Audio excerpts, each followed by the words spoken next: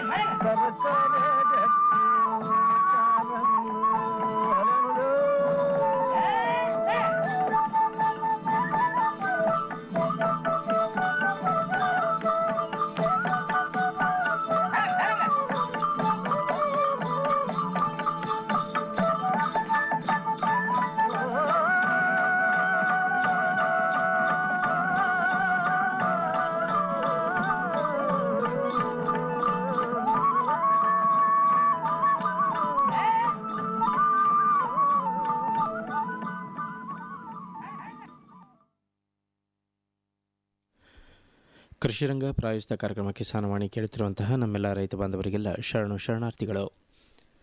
ರೈತ ಬಾಂಧವರೇ, ಇಂದಿನ ಕಾರ್ಯಕ್ರಮದಲ್ಲಿ ಕೇಳುವಿರಿ ರೋಗಗಳ ನಿರ್ವಹಣೆಯಲ್ಲಿ ಮುನ್ನೆಚ್ಚರಿಕೆ ಕ್ರಮಗಳು ಮತ್ತು ಮಾಗಿ ಉಳಿಮೆ ಕುರಿತು ಡಾಕ್ಟರ್ ಎಸ್.ಬಿ. ಮಲ್ಲೇಶ್ ಅವರೊಂದಿಗೆ ಸಂದರ್ಶನವನ್ನು, ಹವಾಮಾನ ವರದಿ ಹಾಗೂ ಹವಾಮಾನ ಆಧಾರಿತ ಕೃಷಿ ಸಲಹೆಗಳನ್ನು.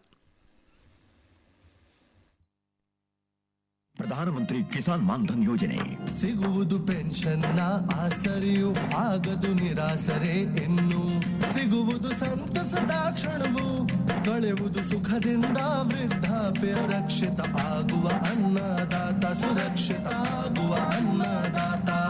ಪ್ರಧಾನಮಂತ್ರಿ ಕಿಸಾನ್ ಮಾನ್ಧನ್ ಯೋಜನೆಯಿಂದ ಲಘು ಮತ್ತು ಸಣ್ಣ ಹಿಡುವಳಿದಾರ ರೈತರ ಭವಿಷ್ಯವಾಗುತ್ತೆ ಸುರಕ್ಷಿತ. 60 ವರ್ಷ ವಯಸ್ಸಾದ ನಂತರ 3,000 ರೂಪಾಯಿಗಳ ಮಾಸಿಕ ಪೆನ್ಷನ್ ಖಚಿತ. 55ರಿಂದ 200 ರೂಪಾಯಿಗಳ ಮಾಸಿಕ ಶುಲ್ಕ ನೀಡಿ 18ರಿಂದ 40 ವರ್ಷ ತನಕ ರೈತರು ಪ್ರವೇಶಿಸಬಹುದು. ಈ ಅಂಶದಾನ ಯೋಜನೆಯಲ್ಲಿ ಸರ್ಕಾರ ನೀಡುತ್ತದೆ ಸಮಪಾಲು ಕೊಡುಗೆ. ಎಲ್ಲ ರೈತ ಬಾಂಧವರು ಈ ಸೇವೆಯ ಪ್ರಯೋಜನಕ್ಕಾಗಿ ಜನಸೇವಾ ಕೇಂದ್ರಕ್ಕೆ ಹೋಗಿ ಉಚಿತವಾಗಿ ತಮ್ಮ ಹೆಸರನ್ನು ನೋಂದಾಯಿಸಿಕೊಳ್ಳಿ. ಪ್ರಧಾನಮಂತ್ರಿ ಕಿಸಾನ್ ಮಾನ್ಧನ್ ಯೋಜನೆ ಅನ್ನದಾತರ ಪರಿಶ್ರಮಕ್ಕಾಗಿ ಈಗ ಪೆನ್ಷನ್ನಿಂದ ಅವರ ಮನೆ ಸುರಕ್ಷಿತ. ಕೃಷಿ ಮತ್ತು ರೈತ ಕಲ್ಯಾಣ ಖಾತೆ ಭಾರತ ಸರ್ಕಾರದ ವತಿಯಿಂದ ಜನಹಿತಕ್ಕಾಗಿ ಜಾರಿ. ಪ್ರಕಟಣೆಯ ನಂತರ ಈಗ ಕೇಳೋಣ ರೋಗಗಳ ನಿರ್ವಹಣೆಯಲ್ಲಿ ಮುನ್ನೆಚ್ಚರಿಕೆ ಕ್ರಮಗಳು ಮತ್ತು ಮಾಗಿ ಉಳಿಮೆ ಕುರಿತು ಡಾಕ್ಟರ್ ಎಸ್.ಬಿ. ಮಲ್ಲೇಶ್ ಅವರೊಂದಿಗೆ ಸಂದರ್ಶನವನ್ನು. ರೈತ ಬಾಂಧವರಿಗೆ ನಮಸ್ಕಾರ. ರೈತ ಬಾಂಧವರು, ಇವತ್ತಿನ ಕಾರ್ಯಕ್ರಮದಲ್ಲಿ ರೋಗ ನಿರ್ವಹಣೆಯಲ್ಲಿ ಯಾವ ರೀತಿ ಒಂದು ಮುನ್ನೆಚ್ಚರಿಕೆ ಕ್ರಮಗಳನ್ನು ತಗೋಬೇಕು, ಜೊತೆಗೆ ಮಾಗಿ ಉಳುಮೆ ಮಾಡೋದ್ರಿಂದ ರೋಗ ನಿರ್ವಹಣೆಯಲ್ಲಿ ಯಾವ ರೀತಿ ಇದು ಉಪಯೋಗ ಆಗತ್ತೆ ಅಂತಕ್ಕಂಥ ವಿಚಾರವಾಗಿ ಇವತ್ತಿನ ಕಾರ್ಯಕ್ರಮದಲ್ಲಿ ರೈತರಿಗೆ ಮಾಹಿತಿ ನೀಡಲಿಕ್ಕೆ ನಮ್ಮ ಜೊತೆ ಇವತ್ತು ರಾಯಚೂರು ಕೃಷಿ ವಿಶ್ವವಿದ್ಯಾಲಯದ ಸಸ್ಯ ರೋಗ ತಜ್ಞರಾದಂಥ ಡಾಕ್ಟರ್ ಎಸ್.ಬಿ. ಮಲ್ಲೇಶ್ ಅವರು ನಮ್ಮೊಂದಿಗಿದ್ದಾರೆ. ಅವರಿಂದ ಈ ವಿಚಾರವಾಗಿ ಮಾಹಿತಿಯನ್ನು ತಿಳ್ಕೊಳ್ಳೋಂಥ. ನಮಸ್ಕಾರ ಡಾಕ್ಟರ್ ಮಲ್ಲೇಶ್ ಅವರೇ. ಮೊದಲನೇದಾಗಿ ರೋಗಗಳ ಬಗ್ಗೆ ನಾವು ಮಾತನಾಡುವ ಹೊತ್ನ್ಯಾಗ ಈ ಬೆಳೆಗಳಿಗೆ ರೋಗಗಳು ಯಾವ ರೀತಿ ಬರ್ತಾವಂತೀರಿ, ಹೇಗೆ ಯಾವ್ಯಾವ ಒಂದು ಸೂಕ್ಷ್ಮಾಣುಜೀವಿಗಳಿಂದ ರೋಗಗಳು ಬರ್ತವೆ, ರೋಗ ಬರಲಿಕ್ಕೆ ಕಾರಣಗಳೇನು ಹೇಳ್ತಿರ್ತಾವೆ, ಮತ್ತು ರೋಗಾಣುಗಳು ಯಾವ ರೀತಿ ಪ್ರಸಾರ ಆಗ್ತಿರ್ತವೆ? ಮುಖ್ಯವಾಗಿ ನಾವು ಈಗ ಹೇಳ್ಕೊಟ್ಟಂಗೆ ರೋಗಗಳು ಭೂಮಿಯಿಂದ ಬರ್ಬೋದು, ಮಣ್ಣಿನಲ್ಲಿ ನಾವು ಬಿತ್ತುವಂತ ಬೀಜದಲ್ಲಿರ್ಬೋದು ಅಥವಾ ಗಾಳಿನಲ್ಲಿ ಈ ಮೂಲಕ ಹರಡ್ತವೆ ಮತ್ತೆ ಪ್ರಸಾರ ಆಗ್ತವೆ. ರೋಗಕಾರಕಗಳು ಒಂದು ಜೀವಿಯಿಂದ ಇನ್ನೊಂದು ಜೀವಿ ಬಂದು ಬರ್ತವೆ. ಜೊತೆಗೆ ಮುಖ್ಯವಾಗಿ ಅದರಲ್ಲಿ ಶಿಲೀಂಧ್ರಗಳಿದಾವೆ, ದುಂಡಾಣು ಇದಾವೆ, ಜಂತು ಅಂತ ಇದಾವೆ, ನಂಜಾಣು ಇದಾವೆ, ಪ್ರೋಟೋಜೋವಾ, ಸ್ಪೈರೋಪ್ಲಾಸ್ಮಾ ಇಂಥವು ಸೂಕ್ಷ್ಮಾಣು ಜೀವಿಗಳು ಕಣ್ಣಿಗೆ ಕಾಣಿಸೋದಿಲ್ಲ. ಅದು 108 ಜೀವಿಗಳು ಇರೋದ್ರಿಂದ ನಮ್ಮ ಬೆಳೆಗೆ ಹಾನಿ ಉಂಟು ಮಾಡಿ ಅವು ಈ 3 ಮೂಲಕವಾಗಿ ನೀರಿನ ಮೂಲಕ, ಗಾಳಿ ಮೂಲಕ ಮತ್ತೆ ಮಣ್ಣಿನ ಮೂಲಕ, ಬೀಜದ ಮೂಲಕ ಪ್ರಸಾರ ಆಗಿ ನಮಗೆ ರೋಗನ ತರಿಸ್ತಾ ಇರ್ತವೆ. ಈ ರೋಗಗಳು ಬರಲಾರದಂತೆ ನಾವು ಯಾವ ರೀತಿ ಒಂದು ಮುನ್ನೆಚ್ಚರಿಕೆನ ತಗೋಬೇಕಾಗತ್ತೆ? ಮುಖ್ಯವಾಗಿ ನಾವು ಈಗ ಬೀಜಗಳ ಆಯ್ಕೆಯಿಂದ ಹಿಡಿದು ಕೊಯ್ಲುವರೆಗೂ ಕೂಡ ನಾವು ಮುಖ್ಯವಾಗಿ ವಿವಿಧ ಹಂತಗಳಲ್ಲಿ ನಾವು ರೋಗನ ನಿರ್ವಹಣೆ ಮಾಡಬೇಕಾಗುತ್ತೆ. ಒಂದನೇದೇನಪ್ಪ ಅಂದ್ರೆ ಆರೋಗ್ಯವಂತ ಬೀಜಗಳನ್ನ ಆಯ್ಕೆ ಮಾಡ್ಕೋಬೇಕು. ಮೊದಲನೇದಾಗಿ ಆರೋಗ್ಯವಂತ ಬೀಜಗಳು ಬಹಳ ಮುಖ್ಯ, ರೋಗರಹಿತ ಬೀಜಗಳು. ಹೌದು, ಅಂದ್ರೆ ಬರುವಂತ ತಾಯಿನೇ ಆರೋಗ್ಯ ಆಗಿದ್ದರೆ ಮಗು ಒಳ್ಳೆ ಮಗು ಹುಟ್ಟುತ್ತದೆ. ಅದಕ್ಕೋಸ್ಕರ ಆರೋಗ್ಯವಂತ ಬೀಜಗಳನ್ನ ಆಯ್ಕೆ ಮಾಡ್ಕೋಬೇಕು. ಅದರಲ್ಲಿ ತೆನೆ ಯಾವ್ದು ಚೆನ್ನಾಗಿ ಕಾಳು ಬಿಟ್ಟಿರ್ತಾವೋ, ರೋಗ ಮುಕ್ತವಾಗಿರುತ್ತೋ ಅಂತ ಪ್ರದೇಶದಿಂದ ಬೀಜವನ್ನು ಆಯ್ಕೆ ಮಾಡ್ಕೋಬೇಕು. ಸೊ ಜೊತೆಗೆ ಆಯ್ಕೆ ಮಾಡ್ಕೊಂಡಂತ ಬೀಜದಲ್ಲಿ ನಿಮಗೆ ಯಾವ್ದಾದ್ರು ರೋಗದ ಬಾಧೆ ಇರಬಾರ್ದು ಅಂತಂದ್ರೆ ನೀವು ಎರಡನೇದಾಗಿ ಬೀಜೋಪಚಾರ ಮಾಡಲೇಬೇಕು. ಸೊ ಬೀಜೋಪಚಾರ ಯಾವ್ದ್ರಿಂದಪ್ಪ ಅಂತಂದ್ರೆ ನೀವು ರಾಸಾಯನಿಕವಾಗಿರ್ಬೋದು ಅಥವಾ ಜೈವಿಕವಾಗಿ ಕೂಡ ಮಾಡ್ಬೋದು. ರಾಸಾಯನಿಕವಾಗಿ ಮಾಡೋದೈತೆ ಅಂದ್ರೆ ಕ್ಯಾಪ್ಟಾನ್ ಅಂತ ಪುಡಿ ಇದೆ. ಹೌದು, ಕ್ಯಾಪ್ಟನ್ ಅಥವಾ ತೈರಾಮ್ ಅಂತ ಹೇಳಿ. ರೋಗಕ್ಕೆ ಅದೇ ರೀತಿ ಉಳುಕಾದ್ರೆ ನಿಮಗೆ ಇಮಿಡಾಕ್ಲೋಪ್ರಿಡ್ ಅಂತ ಔಷಧಿ ಸಿಗುತ್ತೆ. ಸೊ ಅದೇ ರೀತಿ ನಮ್ಮ ಬೀಜಕ್ಕೆ ಹೆಚ್ಚಿನದಾಗಿ ಒಂದು ರೋಗ ನಿರ್ವಹಣೆಗಾಗಿ ನೀವು ಕ್ಯಾಪ್ಟಾನು, ತೈರಾಮು ಅಥವಾ ರೆಡೋಮಿಲ್ MZ ಅಂತ ಇದೆ, ಮ್ಯಾಂಕೋಜಬ್ಬು ಇದೆ. ಇಂಥ ಪುಡಿಗಳಿಂದ ಬೀಜೋಪಚಾರ ಮಾಡೋದ್ರಿಂದ, ಕಾರ್ಬನ್ಡೈಜಿಮ್ ಪುಡಿಯಿಂದ ಬೀಜೋಪಚಾರ ಮಾಡೋದ್ರಿಂದ ಈ ಒಂದು ರೋಗನ, ಅದ್ರಲ್ಲಿ ಏನಾಗುತ್ತೆ, ಕೆಲವು ರೋಗಗಳು ಬೀಜ ಕವಟೆ ಮೇಲೆ ಇರ್ತವೆ, ಕೆಲವು ಬೀಜ ಒಳಭಾಗದಲ್ಲಿ ಇರ್ತವೆ. ಅಂತವು ಕೂಡ ಬೀಜೋಪಚಾರ ಮಾಡೋದ್ರಿಂದ ಈ ರೋಗನ ತಡೆಗಟ್ಟಬಹುದು. ಇನ್ನು ಅದೇ ರೀತಿ ಮಾಗಿ ಉಳುಮೆ ಮಾಡೋದ್ರಿಂದ, ಅಂದ್ರೆ ರೋಗಾಣು ನಮ್ಮ ಭೂಮಿ ಒಳಭಾಗದಲ್ಲಿ ಇರ್ಬೋದು, ಮಣ್ಣಿನಲ್ಲಿದ್ದಂತಹ ಒಂದು ರೋಗಾಣು ಅಥವಾ ಕೀಟಗಳು ಸುಪ್ತಾವಸ್ಥೆಯಲ್ಲಿ ಇರ್ಬೋದು, ಅಥವಾ ನಮ್ಮ ಜಂತು ಹುಳುಗಳು ಏನಾಗ್ತವೆ, ಕಳೆ ಬೆಳೆಗಳು ಏನಿರ್ತವೆ, ಇವು ಕೂಡ ನಮ್ಮ ಭೂಮಿನಲ್ಲೇ ಇದ್ಕೊಂಡು ರೋಗಾಕಾರಕ್ಕೂ ತರ್ತಾ ಇರ್ತವೆ. ಅದಕ್ಕೋಸ್ಕರ ಅಂಥವುಗಳನ್ನ ನಾವು ಭೂಮಿಯ ಮೇಲ್ಭಾಗಕ್ಕೆ ತರೋದ್ರಿಂದ, ಮಾಗಿ ಉಳುಮೆ ಮಾಡಿ ಭೂಮಿನಲ್ಲಿ ಕುಳ್ಕೊಂತ ರೋಗಾಣುಗಳನ್ನ, ಬೀಜ ಕಣಗಳನ್ನ, ಸೂಕ್ಷ್ಮಾಣು ಜೀವಿಗಳನ್ನ, ಕೀಟಗಳನ್ನ, ಕಳೆ ಸಸ್ಯಗಳನ್ನ ಭೂಮಿಯ ಮೇಲ್ಭಾಗಕ್ಕೆ ತಂದು ಈ ಸೂರ್ಯನ ಶಾಖಕ್ಕೆ ಮೈಯೊಡ್ಡಿ ಅವುಗಳನ್ನ ಸಾಯಿಸೋದ್ರಿಂದಲೂ ಕೂಡ ನಮಗೆ ಈ ರೋಗ ಮುಕ್ತವಾದಂಥ ಬೆಳೆ ಬೆಳೆಯಕ್ಕೆ ಸಾಧ್ಯ ಆಗುತ್ತೆ.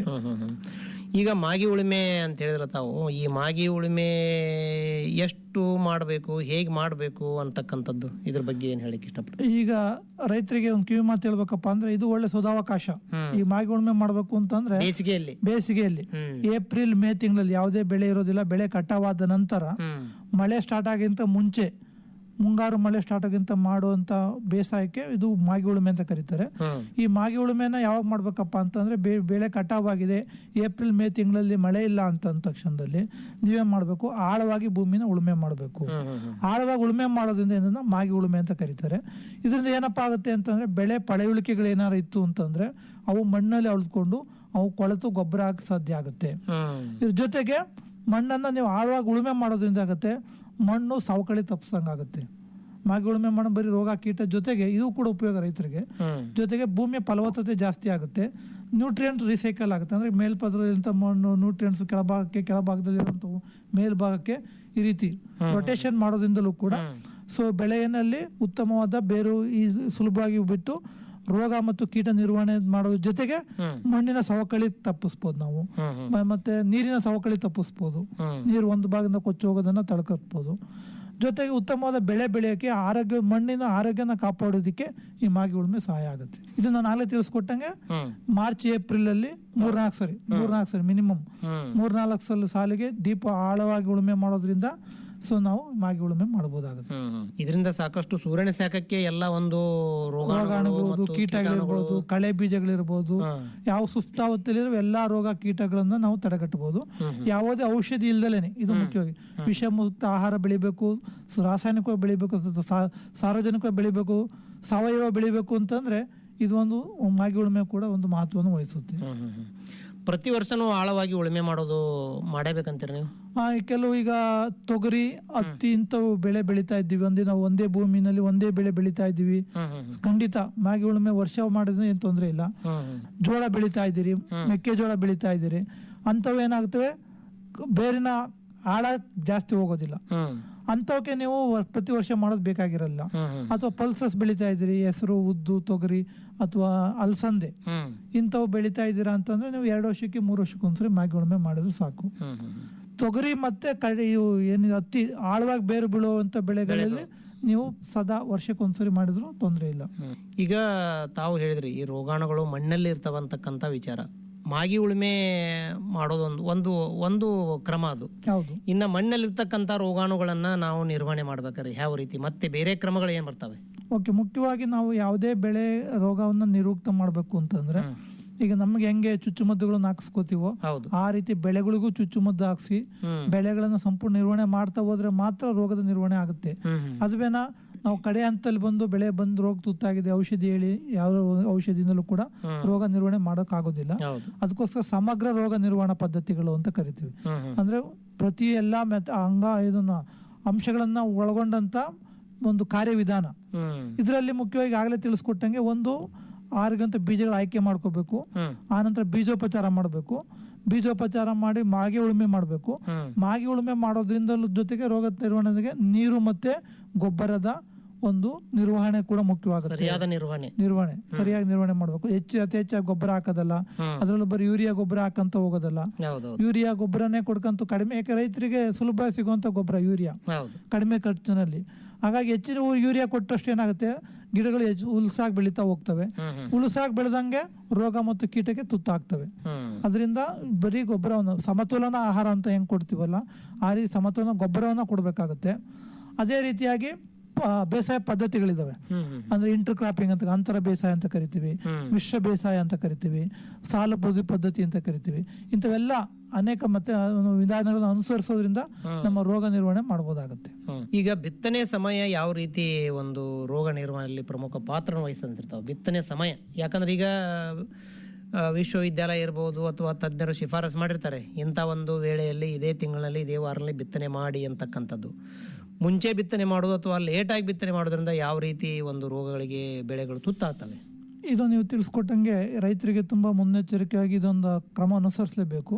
ಯಾವ ಸಮಯದಲ್ಲಿ ಸೂಕ್ತ ಸಮಯವನ್ನು ಆಯ್ಕೆ ಮಾಡ್ಕೊಂಡಿರ್ತಾರೆ. ಈಗ ಮುಂಗಾರು ಅಂತ ಹೇಳಿರ್ತೀವಿ, ಲೇಟ್ ಮುಂಗಾರಿಗೆ ಬಿತ್ತುತ್ತಾರೆ, ಅಥವಾ ಹಿಂಗಾರು ಅಂತ ಹೇಳಿರ್ತೀವಿ, ಮುಂಗಾರಿಗೆ ಬಿತ್ತುತ್ತಾರೆ, ಅಥವಾ ಮಳೆ ಅಭಾವ, ಮುಂಗಾರು ಬೆಳೆಯನ್ನ ಹಿಂಗಾರು ಹೌದು. ಇಂಥವು ಕೆಲವು ಈಗ ನೀವು ಜೋಳ ತಗೊಳ್ಳಿ, ಜೋಳ ಮುಂಗಾರಿನಲ್ಲಿ ಬಿತ್ತಬೇಕು, ಅಲ್ಲಿ ಹಿಂಗಾರಿಗೆ ಬಿತ್ತುತ್ತೀವಿ. ನಾವು ಮುಂಗಾರಲ್ಲೇ ಬಿತ್ತಿದ್ವಿ ಅಂತ ಅದಕ್ಕೆ ಕಾಡಿಗೆ ರೋಗ ಜಾಸ್ತಿ ಆಗುತ್ತೆ. ಜೊತೆಗೆ ಈ ಒಂದು ಜಿಗಿ ಅಂತ ಬರುತ್ತೆ, ಹನಿ ಜಿಗಿ ಹುಳ ಅಂತ ಕರೀತೆ, ಆ ರೀತಿ ಕಾಡಿಗೆ ರೋಗ ಜಾಸ್ತಿ ಆಗುತ್ತೆ. ಇನ್ನ ಗೋಧಿ ಬೆಳೆಯೋದಾದ್ರೆ ಗೋಧಿ ಬೆಳೆಗೆ ತುಕ್ಕು ರೋಗ ಅಂತ ಬರುತ್ತೆ. ಸೊ ನಾವು ಗೋಧಿನ ಯಾವಾಗ ಬೆಳಿಬೇಕು ಅಂತಂದ್ರೆ ಅಕ್ಟೋಬರ್ ನವೆಂಬರ್ ಬಿತ್ತನೆ ಮಾಡ್ತಾರೆ, ಬೆಳಿಬೇಕು. ನಾವು ಅದನ್ನ ಜೂನ್ ಜುಲೈನಲ್ಲೇ ಬಿತ್ತನೆ ಮಾಡಿವಿ ಅಂದ್ಕೊಳ್ಳಿ, ನೀರಿನ ಅನುಕೂಲತೆ ಇದೆ ನಮಗೆ, ನಾವು ಭೂಮಿ ಖಾಲಿ ಇತ್ತು, ಅವಾಗ ಬಿತ್ತಿದ್ವಿ ಅಂತಂದ್ರೆ ನಿಮಗೆ ಏನು ಬೂದಿ ಮತ್ತು ಬಂಡ ರೋಗದ ಬಾಧೆ ಜಾಸ್ತಿ ಆಗುತ್ತೆ. ಅದೇ ರೀತಿ ತೊಗರಿನಲ್ಲಿ ಈಗ ಏನ್ ಮಾಡ್ತೀವಿ, ಸಾಮಾನ್ಯವಾಗಿ ಮಾಗುಳುಮೆ ಮಾಡಿ ಬಿಟ್ಟಿರ್ತೀವಿ. ಸೊ ಮಳೆ ಚೆನ್ನಾಗಿ ಒಂದೇ ದಿನ ಮಳೆ ಆಯ್ತು, ನಾವು ನೆಕ್ಸ್ಟ್ ಡೇನೆ ಮಳೆ ಹೋಯ್ತು, 2-3 ದಿನದಲ್ಲಿ ನಾವು ಬಿತ್ತನೆ ಮಾಡಿದೀವಿ ಅಂತಂದ್ರೆ ಅದರಲ್ಲಿ ಬೇರು ಕೊಳೆ ರೋಗದ ಬಾಧೆ ಜಾಸ್ತಿ ಆಗುತ್ತೆ. ಯಾಕಪ್ಪ ಈ ತರ ಜಾಸ್ತಿ ಆಗುತ್ತೆ ಅಂತಂದ್ರೆ, ಸೊ ಈಗ ಆಲ್ರೆಡಿ ಭೂಮಿ ಒಣಗಿದ್ದು ರೋಗ ಕಣ ಭೂಮಿನಲ್ಲಿ ಇರ್ತದೆ. ಮಳೆ ಬಂದ ತಕ್ಷಣ ಏನಾಗ್ತದೆ, ನಾವು ಬಿತ್ತನೆ ಮಾಡಿದಾಗ ಆ ರೋಗ ಕಣಗಳೇನಾಗ್ತವೆ, ಸುಪ್ತಾವಸ್ಥೆಯಲ್ಲಿ ಇದ್ದವು ಅವು ಆಕ್ಟಿವೇಟ್ ಆಗ್ತವೆ, ನಾರ್ಮಲ್ ಕಂಡೀಷನ್ ಬರ್ತವೆ ಈ ಮಳೆಗೆ. ಆ ನಂತರ ನಿಮ್ಮ ಗಿಡ ಮೊಳಕೆ ಹೊಡೆದು ಹೆಂಗೆ ಗಿಡ ಬೆಳೀತಾ ಹೋಗುತ್ತೋ ಹಾಗೆ ನಮ್ಮ ರೋಗಾಣು ಕೂಡ ಬೀಜದಿಂದ ಮೊಳಕೆ ಹೊಡೆದು ಸೊ ರೋಗ ಸುಪ್ತಾವಸ್ಥೆಯಲ್ಲಿರುವಂಥದ್ದು ಒಂದು ಆಕ್ಟಿವ್ ಗ್ರೋತಿಗೆ ಬಂದು ಇದು ರೋಗವನ್ನು ತರಿಸುತ್ತೆ. ಅದಕ್ಕೋಸ್ಕರ ಸರಿಯಾದ ಸಮಯವನ್ನು ಆಯ್ಕೆ ಮಾಡ್ಕೋಬೇಕು. ಸೊ ನೀರು, ಗೊಬ್ಬರ ಇವೆಲ್ಲ ನಿರ್ವಹಣೆ ಮಾಡ್ಕೊಂತ ಹೋದ್ರೆ ಮಾತ್ರ ಈ ಮಾಗಿ ಉಳುಮೆಯಲ್ಲಿ ಜೊತೆಗೆ ಮುಂಬರುವ ರೋಗಗಳನ್ನ ನಾವು ಚುಚ್ಚುಮದ್ದು, ಅಂದ್ರೆ ಈಗ ಬೆಳೆಗೆ ಯಾವ ರೀತಿ ನಾವು ಮಕ್ಕಳಿಗೆ ಚುಚ್ಚುಮದ್ದು ಹಾಕಿಸ್ತೀವೋ ಹಾಗೆ ಬೆಳೆಗೆ ಚುಚ್ಚುಮದ್ದು, ಯಾಕೆಂದ್ರೆ ಕಡಿಮೆ ಖರ್ಚು ಸುಮಾರು 5 ರೂಪಾಯಿನಲ್ಲಿ ನಿಮಗೆ 1 kg ಬೀಜ ಉಪಚಾರ ಮಾಡಬಹುದು. ಅದು ಬಿಟ್ರಿ ಅಂದ್ರೆ 5,000 ಔಷಧಿ ಹೊಡೆದ್ರು ಕೂಡ ಕೆಲವೊಂದು ರೋಗಗಳನ್ನ ನಿರ್ವಹಣೆ ಮಾಡಕ್ ಕಷ್ಟ ಸಾಧ್ಯ ಆಗುತ್ತೆ. ಅದಕ್ಕೋಸ್ಕರ ಇನ್ನು ಬೆಳೆ ರೋಗಕ್ಕೆ ತುತ್ತಾಕಿಂತ ಮುಂಚೆನೆ ಇಂಥವು ಕೆಲವು ಕಟ್ಟುನಿಟ್ಟಾದ ಪಾಲನೆಗಳನ್ನು ಮಾಡೋದ್ರಿಂದಲೂ ಕೂಡ ಒಂದು ಬೆಳೆಗೆ ಬರುವಂತ ರೋಗ ಮತ್ತು ಕೀಟ ಬಾಧೆಗಳನ್ನು ತಡೆಗಟ್ಟಬಹುದು. ಈಗ ರೋಗ ನಿರೋಧಕ ತಳಿಗಳಂತ ಬರ್ತಿರ್ತವೆ, ಅಂತ ತಳಿಗಳು ಯಾವ ರೀತಿ ಪಾತ್ರ ವಹಿಸ್ತವೆ ನಮ್ಮ ಒಂದು ಉತ್ಪಾದನೆಯಲ್ಲಿ ಇರಬಹುದು? ನಮ್ಮ ಈ ಒಂದು ರೋಗ ನಿರೋಧಕ ತಳಿ ನಾವೆಲ್ಲಾ ರೋಗ ನಿರ್ವಹಣೆ ಮಾಡೋದ್ರಲ್ಲಿ ಒಂದು ಬಹುಮುಖ್ಯವಾದ ಪಾತ್ರ ವಹಿಸ್ತವೆ.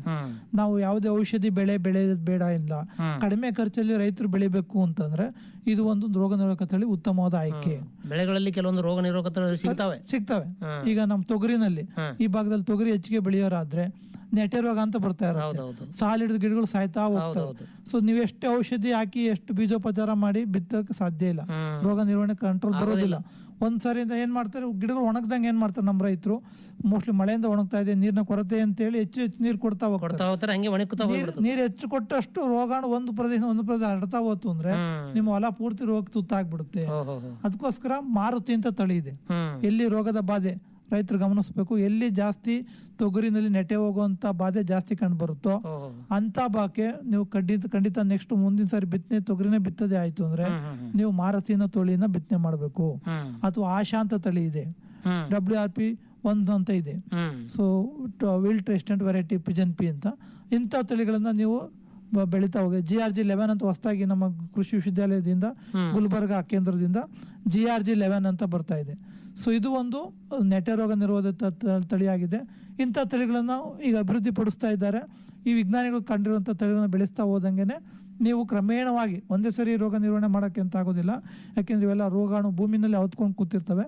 ಕ್ರಮೇಣವಾಗಿ ಈಗ ಹೇಳಿ ತಿಳಿಸ್ಕೊಟ್ಟಂಗೆ ಪದ್ಧತಿಗಳನ್ನು ಅನುಸರಿಸ್ತಾ ಹೋದಂಗೆ ನೀವು ರೋಗನ ನಿರ್ವಹಣೆ ಮಾಡಬಹುದು. ಇನ್ನು ವಿಶೇಷವಾಗಿ ರೈತರಿಗೆ ಯಾವ ರೀತಿ ಕಾಳಜಿನ ತಗೋಬೇಕಂತೀವಿ ರೋಗ ನಿರ್ವಹಣೆಯಲ್ಲಿ? ಕಾಳಜಿ ಸಾಮಾನ್ಯವಾಗಿ ಏನು ಮಾಡ್ತಾರೆ ರೈತರು, ಸರಿಯಾಗಿ ಯಾವ್ದು ರೋಗ ಏನು ಅನ್ನೋದು ಅರ್ಥ ಮಾಡ್ಕೊಳ್ಳಲ್ಲ. ಕೆಲವೊಂದು ವೇಳೆ ಹಾಗೆ ಏನೋ ಹೊಡ್ತಾರೆ, ಅಥವಾ ಕೀಟಕ್ಕಿದ್ರೆ ರೋಗ ಔಷಧಿಗಳನ್ನು ಹೊಡಿತಾರೆ, ರೋಗ ಇದ್ರೆ ಕೀಟ ಔಷಧಿಗಳನ್ನು ಹೊಡಿತಾರೆ. ಇಲ್ಲಿ ಹೇಗೆ ರೈತರು ಒಂದು ನಿರ್ಧಾರಗಳನ್ನು ತಗೋಬೇಕು? ಈಗ ಮುಖ್ಯವಾಗಿ ಹುಳಕ್ಕೆ ಅಂದ್ರೆ ನಾವು ಸಾಮಾನ್ಯವಾಗಿ ಹುಳದ ಚಿಹ್ನೆಗಳು ಕಾಣಿಸ್ಬೋದು. ಹುಳದ ಡ್ಯಾಮೇಜ್ ಅಂತೆ ಕೊರತೆ, ಒಂದು ಬಾಕೆ ತುತ್ತಾದಂತ ಅಂಗಾಂಶ ನೋಡ್ಬೋದು, ಅಥವಾ ಎಲೆಗಳ ಮೇಲೆ ಇಕ್ಕೆಗಳು ಕಂಡು ಬರ್ಬೋದು. ಇವೆಲ್ಲ ಇತ್ತು ಅಂತಂದ್ರೆ ಅದು ಹುಳದ ಬಾಧೆ ಅಂತ ಗೊತ್ತಾಗುತ್ತೆ. ಅದಲ್ದಲೇ ನಮ್ಮ ಸಾಮಾನ್ಯವಾಗಿ ಹುಳುಗಳು ಕಣ್ಣಿಗೆ ಕಾಣಿಸ್ತಾ ಇರ್ತವೆ, ಆದರೆ ರೋಗಾಣುಗಳು ಕಾಣಿಸೋದಿಲ್ಲ. ಕಣ್ಣಿಗೆ ಕಾಣಿಸೋ ಸೂಕ್ಷ್ಮದರ್ಶಕದಲ್ಲಿ ಮಾತ್ರ ನೋಡ್ಬೇಕಾಗುತ್ತೆ. ಅದು ಕೆಲವು ರೋಗ ಲಕ್ಷಣಗಳ ಮೇಲೆ ನಾವು ರೋಗನ ಗುರುತಿಸಬಹುದು. ಈ ಕೆಲವು ಎಲೆಗಳ ಮೇಲೆ ಎಲೆ ಚುಕ್ಕೆ ರೋಗ ಅಂತ ಇರುತ್ತೆ. ನಾವ್ ಹೆಂಗೆ ಚುಕ್ಕೆ ಇಕ್ಕೋತೀವಿ ಅದೇ ಚುಕ್ಕೆ ರೋಗ ಅಂತ ಬರುತ್ತೆ. ಆಮೇಲೆ ಬೂದಿ ಕೆಂಪು ಬಂಡಾರ ರೋಗ ಅಂತ ಬರುತ್ತೆ, ಬೂದಿ ರೋಗ ಅಂತ ಬರುತ್ತೆ, ತಾಮ್ರ ರೋಗ ಅಂತ ಬರುತ್ತೆ, ನೆಟ್ಟೆ ರೋಗ ಅಂತ ಬರುತ್ತೆ, ಅದೇ ರೀತಿ ಬೇರುಕೊಳೆ ರೋಗ ಅಂತ ಬರುತ್ತೆ. ಸೊ ಇವೆಲ್ಲ ಈ ಒಂದು ಶಿಲೀಂಧ್ರ ರೋಗದಿಂದ ಬರುವಂತ ರೋಗ ಅಂತ ಕರಿತೀವಿ.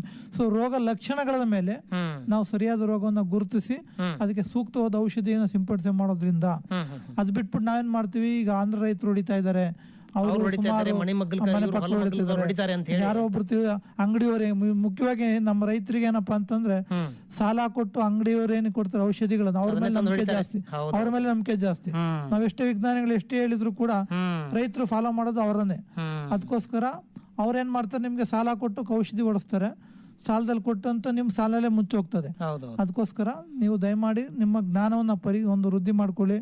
ಸೊ ರೋಗ ಯಾವ್ದು ಕೀಟ ಯಾವ್ದು ಗುರುತಿಸು ಅಂತ ತಿಳ್ಕೊಳ್ಳಿ. ನಿಮ್ಗೆ ಯಾವ್ದು ಗೊತ್ತಾಗ್ಲಿಲ್ಲ ಅಂದ್ರೆ ನಮ್ಮ ವಿಜ್ಞಾನಿಗಳ ಸಂಪರ್ಕ ಮಾಡಿ. ರೈತ ಸಂಪರ್ಕ ಕೇಂದ್ರಗಳಿದ್ದಾವೆ, ಕೃಷಿ ಇಲಾಖೆಗಳಿದ್ದಾವೆ, ಕೃಷಿ ಮಹಾವಿದ್ಯಾಲಯ ಇದೆ, ಕೃಷಿ ವಿಶ್ವವಿದ್ಯಾಲಯಗಳಿದ್ದಾವೆ, ಕೃಷಿ ಸಂಶೋಧನಾ ಕೇಂದ್ರಗಳಲ್ಲಿದ್ದಾವೆ, ಕೃಷಿ ವಿಜ್ಞಾನ ಕೇಂದ್ರಗಳಲ್ಲಿ ನೀವು ಬಂದು ಭೇಟಿಯಾಗಿ ನಿಮ್ಗೆ ಯಾವ ರೋಗ ಅಥವಾ ಕೀಟದ ಬಾಧೆ ತುತ್ತಾಗಿದೆ ಆ ರೋಗಗ್ರಸ್ತ ಭಾಗವನ್ನ ತಂದು ನಮ್ಮ ವಿಜ್ಞಾನಿಗಳ ಪರೀಕ್ಷೆ ಮಾಡಿ ಕೊಟ್ರೆ ತಮ್ಮ ಕಣ್ಣಿಗೆ ತೋರಿಸ್ಕೊಡ್ತಾರೆ ಅವರು. ಇದು ಹುಳ ಇದೆ, ಇದು ರೋಗ ಇದೆ, ಇದು ಈ ಹಂತದಲ್ಲಿ ಬರುತ್ತೆ, ಇದಕ್ಕೆ ಈ ಔಷಧಿ ಹೊಡಿಬೇಕಾಯ್ತು, ನೀವು ಇದು ಕೊಡ್ದಿದ್ದೀರಾ, ಇದು ಇಂಥ ಪರಿಣಾಮ ಬೀರುತ್ತೆ. ಈ ರೀತಿ ಎಲ್ಲ ನಿಮ್ಗೆ ಸಂಪೂರ್ಣದ ಮಾಹಿತಿ ಕೊಟ್ಟಾಗ ನೀವೇನಾಗುತ್ತೆ, ನೀವು ಯಶಸ್ವಿಯಾಗಿ ರೋಗ ಅಥವಾ ಕೀಟವನ್ನು ತಡೆಗಟ್ಟಬಹುದಾಗುತ್ತೆ. ಬಿನಾ ನೀವೇನ್ರೆ ಮಾಡಿದ್ರು ಕೂಡ ನಿಮಗೆ ಖರ್ಚು ಜಾಸ್ತಿ ಬರುತ್ತೆ ವಿನ ವಿಷ ಜಾಸ್ತಿ ಆಗುತ್ತೆ ವಿನ ಖರ್ಚು ಜಾಸ್ತಿ ಆಗುತ್ತೆ, ರೋಗ ಮಾತ್ರ ಅಥವಾ ಹುಳದ ಬಾಧೆ ಕಡಿಮೆ ಆಗೋದಿಲ್ಲ. ಈಗ ತಾವು ಹೇಳಿದ್ರಿ ಮಾಗಿ ಉಳುಮೆಯನ್ನ ಮಾಡೋದ್ರಿಂದ ಸಾಕಷ್ಟು ಪ್ರಯೋಜನಗಳಿದಾವೆ ಅಂತಕ್ಕಂಥ ವಿಚಾರ. ಅದೇ ರೀತಿ ಸೂರ್ಯನ ಶಾಖಕ್ಕೆ ಬಂದಾಗ, ಸೂರ್ಯನ ಶಾಖ ಈಗ ಮಾಗಿ ಉಳುಮೆ ಮಾಡೋದ್ರಿಂದ ಶಾಖದಿಂದ ಎಲ್ಲ ಒಂದು ಸರ್ವನಾಶ ಆಗತ್ತೆ. ಇದೇ ರೀತಿಯಾಗಿ ಸೂರ್ಯನ ಶಾಖವನ್ನು ನಾವು ಎಲ್ಲೆಲ್ಲಿ ರೋಗ ನಿರ್ವಹಣೆಯಲ್ಲಿ ಉಪಯೋಗ ಮಾಡಲಿಕ್ಕೆ ಸಾಧ್ಯತೆ ಇದೆ ಅಂತೀರಿ? ಸೂರ್ಯನ ಶಾಖವನ್ನು ಈಗ ಅದೇ ರೀತಿ ಈಗ ಸಸಿ ಮಡಿಗಳಲ್ಲಿ ಮಾಡುವಂಥವ್ರು, ತರಕಾರಿ ಬೆಳೆಯುವಂಥವ್ರು ಇರ್ತಾರೆ ಸಸಿ ಮಡಿಗಳಲ್ಲಿ, ಅಥವಾ ಈ ಪಾಲಿ ಹೌಸ್ಗಳು ಅಂತ ಇತ್ತೀಚಿನ ದಿನಗಳಲ್ಲಿ ಸಾಕಷ್ಟು ಬರ್ತಾ ಇದ್ದಾವೆ. ಆ ಪಾಲಿ ಹೌಸ್ ಗಿಡಗಳಲ್ಲಿ ಅಂತ ಭೂಮಿಯ ಮಣ್ಣಲ್ಲಿ ಎಲ್ಲಿ ಲಿಮಿಟೆಡ್ ಮಣ್ಣನ್ನು ಉಪಯೋಗಿಸ್ಕೊಂತಾರೋ ಅಂತ ಕಡೆ ಏನ್ ಮಾಡ್ಬೇಕಪ್ಪ ಅಂದ್ರೆ ಪಾಲಿಥೀನ್ ಮಲ್ಚಿಂಗ್ ಮಾಡೋದ್ರಿಂದ, ಸೂರ್ಯನ ಶಾಖಕ್ಕೆ ಮಡಿಯೋದ್ರಿಂದ, ನಾರ್ಮಲ್ ಟೆಂಪರೇಚರ್ಗಿಂತ 10-15 ಡಿಗ್ರಿ ಜಾಸ್ತಿ ಮಾಡೋದ್ರಿಂದ, ಉಷ್ಣಾಂಶ ಜಾಸ್ತಿ ಆಗೋದ್ರಿಂದ ಏನಾಗುತ್ತೆ, ನಿಮ್ಮ ಭೂಮಿಯಲ್ಲಿರುವಂಥ ರೋಗ ಕಣಗಳಿರ್ಬೋದು, ಕಳೆ ಬೀಜಗಳಿರ್ಬೋದು, ಕೀಟಗಳಿರ್ಬೋದು, ಎಲ್ಲವೂ ಕೂಡ ಇದು. ಮುಖ್ಯವಾಗಿ ಏನು ಮಾಡ್ತಾರೆ ಅಲ್ಲಿ ಅಂತಂದ್ರೆ, ಸೊ ಸಸಿ ಮಡಿ ಮಾಡಿಕೊಂಡು ಅವಕ್ಕೆ ನೀರು ಕೊಡ್ತಾರೆ, ಅಂದ್ರೆ ತೋಯಿಸ್ತಾರೆ ಸಸಿ ಮಡಿಗಳನ್ನ. ಅವಾಗ ತೋಯಿಸಿದಾಗ ಏನಾಗುತ್ತೆ, ತಮ್ಮಲ್ಲಿರುವಂಥ ರೋಗ ಕಣಗಳಿರ್ಬೋದು, ಕಳೆ ಬೀಜಗಳಿರ್ಬೋದು, ಅಥವಾ ಕೀಟಗಳ ತತ್ತಿಗಳಿರ್ಬೋದು, ಇವೆಲ್ಲ ಈ ಒಂದು ಮಾಯಿಶ್ಚರ್ ಅಬ್ಸರ್ವ್ ಮಾಡ್ಕೊಂಡು ನೀರಿನ ಅಂಶ ನಾವು ಹೀರ್ಕೊಂಡು ಅವೇನಾಗ್ತವೆ, ಜರ್ಮಿನೇಷನ್ ಆಗ್ತವೆ, ಮೊಳಕೆ ಹೊಡಿತವೆ. ಮೊಳಕೆ ಹೊಡೆದ ತಕ್ಷಣ ನಾವೇನ್ ಮಾಡ್ತೀವಿ, ಪ್ಲಾಸ್ಟಿಕ್ ಕವರಲ್ಲಿ ಮುಚ್ಚಿಬಿಡ್ತೀವಿ. ಪ್ಲಾಸ್ಟಿಕ್ ಕವರಲ್ಲಿ ಏರ್ ಟೈಟ್ ಆಗಿ ಮುಚ್ಚಿರೋದ್ರಿಂದ ಏನಾಗುತ್ತೆ, ಅಲ್ಲಿ ಭೂಮಿನಲ್ಲಿ ಉಷ್ಣಾಂಶ ಜಾಸ್ತಿ 10-15 ಡಿಗ್ರಿ ಜಾಸ್ತಿ ಆಯ್ತು ಅಂತಂದ್ರೆ ಅವಾಗ ಉಷ್ಣಾಂಶ ಜಾಸ್ತಿ ಆಗಿ ನಮ್ಮಲ್ಲಿ ಮೊಳಕೆ ಹೊಡೆದಂತ ರೋಗ ಕೀಟಗಳಿರ್ಬೋದು ಅಥವಾ ಕಳೆ ಬೀಜಗಳಿರ್ಬೋದು, ಅವೇನಾಗ್ತವೆ, ಮೊಳಕೆ ಹೊಡೆದಿರೋ ಈ ಹೆಚ್ಚಿನ ಬಿಸಿಲಿನ ಶಾಖಕ್ಕೆ ಮೈಯೊಡ್ಡಿ ತಮ್ಮ ಒಂದು ಸಂತತಿನ ಕಡಿಮೆ ಆಗ್ತಾ ಹೋಗುತ್ತೆ. ಇದು ಒಂದು.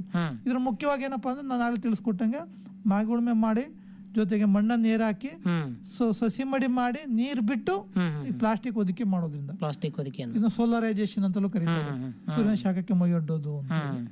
ಸೊ ಈ ರೀತಿ ಮಾಡೋದ್ರಿಂದ, ಜೊತೆಗೆ ಬೆಳೆಯ ಕೆಲವು ಪಳೆಯುಳಿಕೆಗಳನ್ನ ಭೂಮಿಗೆ ಸೇರಿಸೋದ್ರಿಂದ, ಮಾಗಿ ಉಳುಮೆ ಮಾಡೋದ್ರಿಂದ ಸೊ ಭೂಮಿ ಫಲವತ್ತತೆನೂ ಜಾಸ್ತಿ ಆಗುತ್ತೆ, ಮಣ್ಣು ಆರೋಗ್ಯವಾಗಿರುತ್ತೆ. ನಮ್ಮ ಮಣ್ಣು ಆರೋಗ್ಯ ಆಗಿತ್ತು ಅಂದ್ರೆ ನಮ್ಮ ಮುಂದೆ ಬೆಳೆ ಬೆಳೆಯಕ್ಕೆ ಸಾಧ್ಯ ಆಗುತ್ತೆ. ನಮ್ಮ ಮಣ್ಣೇನೆ ರೋಗಗ್ರಸ್ತ ಆಗಿತ್ತು, ಕೀಟಕ್ಕೆ ತುತ್ತಾಯ್ತು, ಈಗ ಇತ್ತೀಚಿನ ಕಳೆ ನಿರ್ವಹಣೆ ಮಾಡೋದು ತುಂಬಾ ಕಷ್ಟ ಆಗ್ತದೆ. ಯಾಕೆಂದ್ರೆ ಭೂಮಿನಲ್ಲಿ ಕಳೆ ಉಳ್ಕೊಂಡ್ಬಿಡ್ತು ಅಂದ್ರೆ ನಾವ್ ಎಷ್ಟೇ ಔಷಧಿ ಎಷ್ಟೇ ಲೇಬರ್ ಕೊಟ್ಟು ಕೀಳ್ಸೋದಿಕ್ ಆಗೋದಿಲ್ಲ, ರೈತರು ನಷ್ಟವನ್ನು ಅನುಭವಿಸ್ತಾ ಇದ್ದಾರೆ.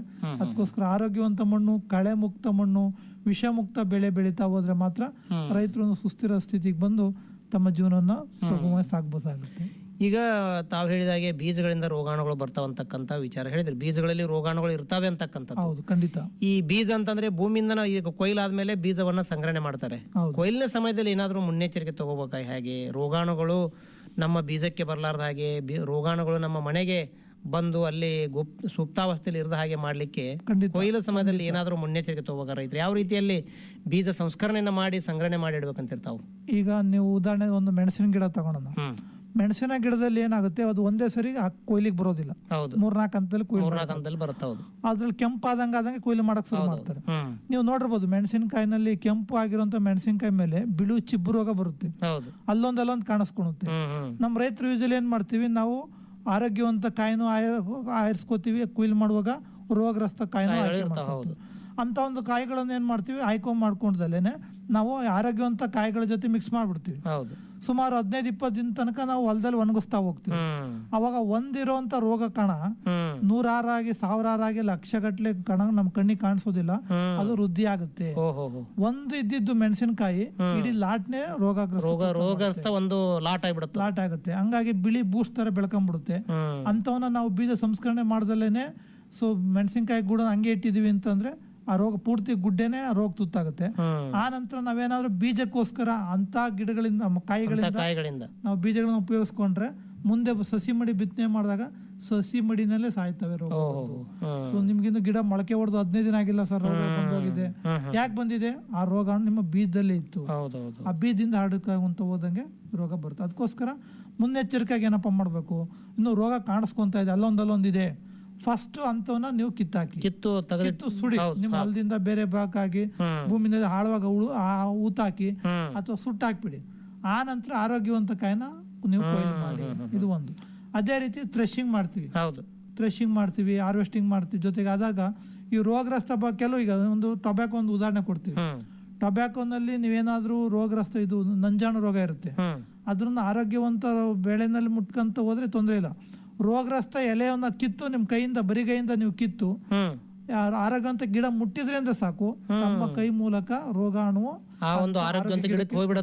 ಬರ್ತದೆ.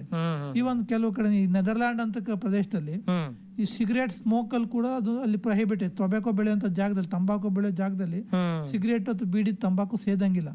ಯಾಕಪ್ಪ ಅಂತಂದ್ರೆ ಅಕಸ್ಮಾತ್ ಅದು ಎಲೆಗಳೇನಾರು ತಂಬಾಕಿನ ಎಲೆ ಈ ರೋಗ ತುತ್ತಾಗಿತ್ತು ಅಂದ್ರೆ ಅದ್ರ ಆಶೆ ಏನು ಹೊಗೆ ಬರುತ್ತಲ್ಲ, ಆ ಹೊಗೆನಲ್ಲೂ ಕೂಡ ಈ ರೋಗಾಣು ಹರಡ್ತಾ ಹೋಗಿ ಆ ಭಾಗಕ್ಕೆ ರೋಗ ತುತ್ತು ಮಾಡುತ್ತೆ.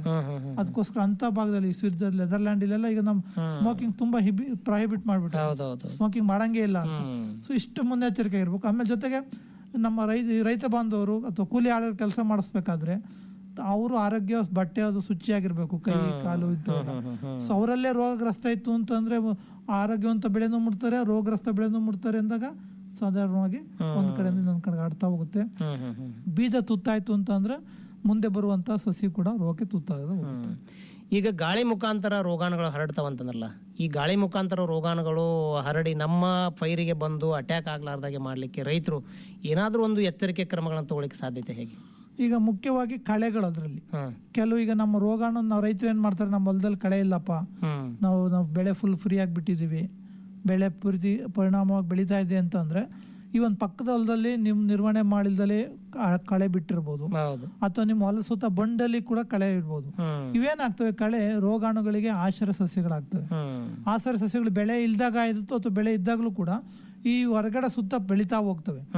ಸೊ ನೀವು ಬೆಳೆ ಕಟಾವ್ ಮಾಡ್ಕೊಂಡಾಗ ಕೂಡ ರೋಗಾಣು ಏನಾಗುತ್ತೆ, ಕಳೆ ಮೇಲೆ ಉಳ್ಕೊಳುತ್ತೆ. ಸೊ ನೆಕ್ಸ್ಟ್ ಆನಂತರ ನೀವು ಮುಂದಿನ ಸೀಸನ್ ಅಲ್ಲಿ, ಮುಂದಿನ ಒಂದು ಹಂಗಾಮಿನಲ್ಲಿ ಬೆಳೆ ಬೆಳೀತಾ ಇದ್ದೀರಾ ಅಂತಂದ್ರೆ ಅಲ್ಲಿ ಸುಪ್ತಾವಸ್ಥೆಯಲ್ಲಿರುವಂತ ಅಥವಾ ಕಳೆನಲ್ಲಿರುವಂತ ರೋಗಾಣು ನಿಮ್ಮ ಬೆಳೆಗೆ ಬರೋಕ್ ಸಾಧ್ಯ ಆಗುತ್ತೆ. ಅದಕ್ಕೋಸ್ಕರ ಕಳೆ ಮುಕ್ತ ಬೆಳೆ ಬೆಳಿಬೇಕಾಗುತ್ತೆ. ಸೊ ಅದೇ ರೀತಿ ನೀರು ನಿರ್ವಹಣೆ, ಗೊಬ್ಬರ ನಿರ್ವಹಣೆ, ಮತ್ತೆ ಆರೋಗ್ಯವಂತ ಬೀಜಗಳ ಆಯ್ಕೆ, ಇವೆಲ್ಲವೂ ಕೂಡ ಒಂದು ಕಲೆ ಏನ್ಬೇಕು. ರೋಗ ನಿರ್ವಹಣೆ, ಕೀಟ ನಿರ್ವಹಣೆ ಒಂದು ಕಲೆಯಾಗಿ ರೈತರು ಎಲ್ಲರೂ ಬೇಸಾಯ ಮಾಡ್ತೀವಿ, ಎಲ್ಲರೂ ವ್ಯವಸಾಯ ಮಾಡ್ತೀವಿ ಅನ್ನೋದಲ್ಲ. ಸೊ ಯಾರು ಬುದ್ಧಿವಂತರಾಗಿರ್ತಾರೋ ಅಂತವ್ರು ಈ ಕಳೆ ಮುಕ್ತ ಬೆಳೆ ಜೊತೆಗೆ ವಿಷಮುಕ್ತ ಆಹಾರ ಬೆಳೀತಾ ಹೋದ್ರೆ ಮಾತ್ರ ಆರೋಗ್ಯದಲ್ಲಿ ಸುಧಾರಣೆ ಆಗಿ ರೈತರ ಒಂದು ಅಭಿವೃದ್ಧಿ ಸಾಧ್ಯ ಆಗುತ್ತೆ. ಒಳ್ಳೆಯದು ಡಾಕ್ಟರ್ ಮಲ್ಲೇಶ್ ಅವರೇ, ಇದುವರೆಗೂ ಈ ಮಾಗಿ ಉಳುಮೆ ಆಯ್ತು, ಜೊತೆಗೆ